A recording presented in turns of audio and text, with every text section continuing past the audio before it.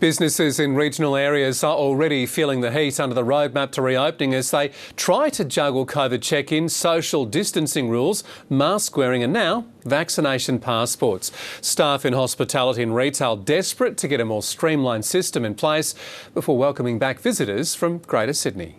Day 2 of freedom across the region, and already cracks are starting to show.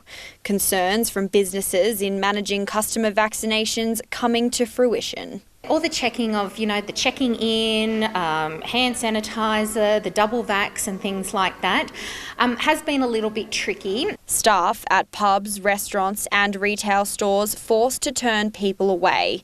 Some because they simply couldn't access proof of their vaccination status. Especially with customers not having their app ready to go, older people not even having access to a mobile phone. For pub owner Ash, it's a fine line between following the rules and keeping customers coming through the door. We're in the business of leisure, pleasure, joy. We want to make sure that we comply with the laws and the rules that exist, but we also want to make sure that we're not an airport.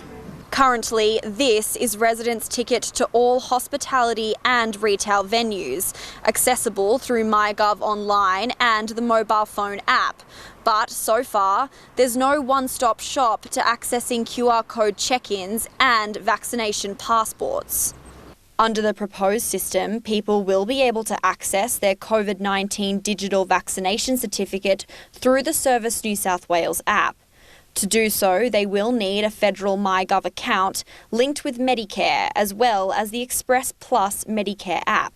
It would have been fantastic if the check-in thing did everything. 11 new cases were detected across Western New South Wales today, including 4 in Orange, despite the community having the highest vaccination rate in the region. We are concerned about Orange. There's been a number of cases in the last week in Orange, not all of them linked.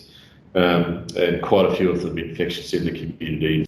Under the new public health orders, restrictions can be reimposed if a community experiences a spike in case numbers. However, local health authorities today said infection rates so far would not warrant stay-at-home orders being reintroduced. Olivana Lathouris, WIN News.